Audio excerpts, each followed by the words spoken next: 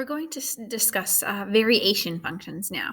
So in the past, you have learned about direct variation and inverse variation, which we will review, but we're also going to look at joint variation as well as combining these variations together.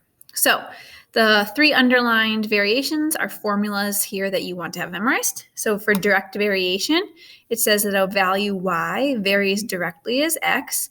If there's some constant variation, we use k, such that y equals kx. Okay, so there's that first formula to memorize. Inverse variation is that if something varies inversely, it means we have the equation y equals k over x or xy equals k. They're the same thing, right? On that first one, we could multiply both sides by x, and we get that second one. So you can know both of those. Sometimes it's easier to use the first one, and sometimes it's easier to use the second one. And then we have joint variation, where we're grouping three different things. So y varies jointly as x and z. So we're relating y, x, and z. And we have some constant, so my formula is y equals kxz. Now, please understand we're not always going to use x's, y's, and z's. For instance, if I said, w varies directly as h, then we could write that as w equals k times h. Okay, so we want to understand the wording. If I say something is varying directly or something is varying inversely, that's what's going to come first in my equation. And then often we use always k for our constant. Okay, so let's look at some examples together. They're pretty straightforward. We'll do most of them together. Number one, it says if y varies directly as x, y equals 12 and x equals 15, find x when y is 21. So since we're varying directly, I'm going to use my formula of y equals kx.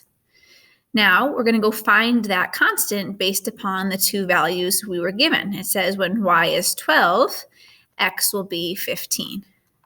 So I can go find k. So I'll reduce that. 12 over 15 gives me 4/5. So this is my constant of variation.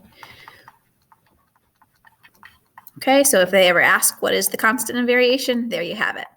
Now, we're going to use that for my variation equation. So again, direct variation will be y equals kx. So we'll have y equals 4/5 x. So this here is my variation equation.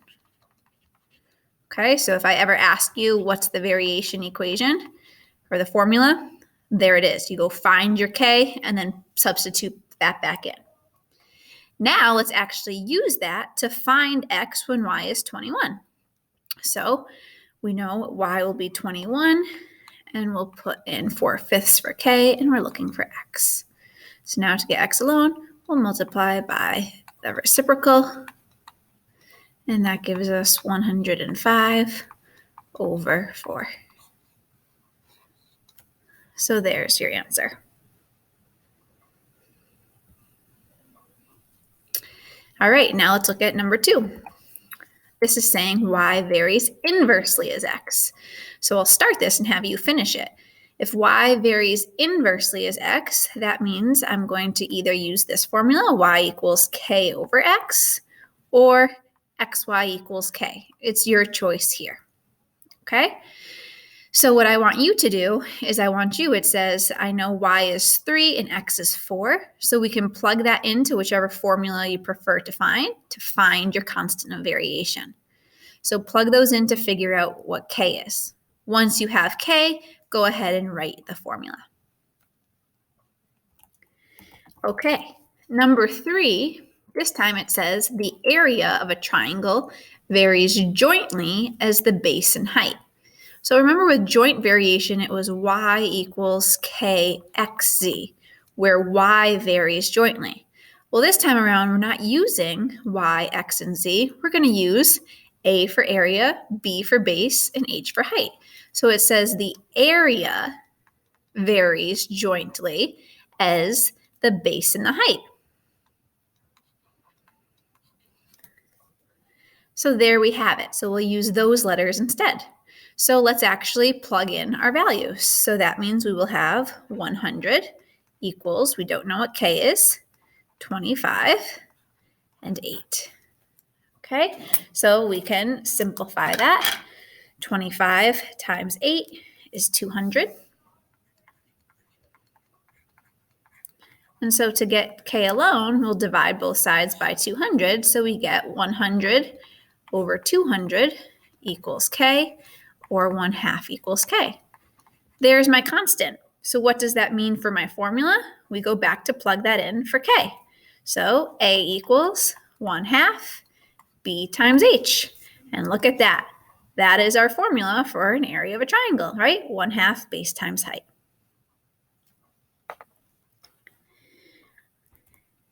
Okay, next we're going to do number 4. Number 4 says the volume of water produced from melting snow varies directly with the volume of snow. So we're talking about direct variation. Remember, that is y equals k times x. This time around, let's define what those things are. So it says the volume of water produced from melting snow varies directly with the volume of snow. So the first part is the volume of water. So let's jot that down. That means y represents my volume of water. And so that's varying directly with the volume of snow. So now we can plug in our values. It says meteorologists have found 150 cubic centimeters of snow will melt to 16.8 cubic centimeters of water. So we want to make sure to put the right things in each spot. With that being said, 150 cubic centimeters of snow, that's our x value. So we'll have K and 150. And then we have 16.8 for our volume of water. What I'm going to ask you to do is finish solving this problem. So we want to know if we have 200 cubic centimeters of snow, how much resulting water would that be? So find your K value and then go ahead to plug in 200 to figure out what the volume of water will be. Okay, so we've talked about joint, direct, inverse variation. What if we put these together? So on number 5, we have a combined variation. And that's where we're literally putting direct and inverse together, or joint and inverse, etc. So for number 5, it says P varies directly as R. So let's think about that. That would be saying P equals K times R, right? Y varies directly with X, P varies directly with R. It's also telling me that P varies inversely as T. Remember, you could do it as PT equals K or P equals K over T. What we want to do is actually put those together. So what that's saying is that P equals K times R all over T. So P is varying directly with R. We multiply the constant by R, but it's varying inversely with T. So we divide by T. Now that I have this formula, the combined variation, we can plug our values in. It says find T when R is 10 and -5. Well, we have to go find K. So to do that, I'll use the other givens that they have. Okay, so P is 4. Our K value, we don't know. R is 2, and T is 20. So we will simplify that. That gives us 4 equals, I can reduce that to say K over 10. And now we can multiply and we would get that 40 equals K. Now that we know our constant, right? So there's my constant. I'll plug it back into my equation. So P equals 40 R all over T. The question says find T when R is 10 and P is -5. So we'll plug in -5 for P 40 is my constant, and r is 10, and we need to find t. So I'll get negative 5t equals 400, and now divide 400 by negative 5, and that gives me negative 80.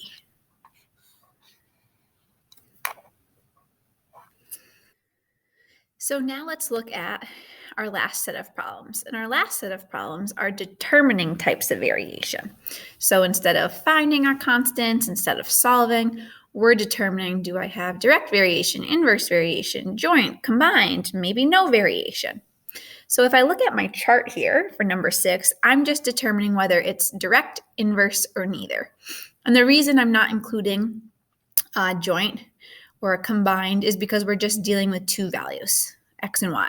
So that's why we're looking at either direct or inverse, or maybe there's no relationship at all.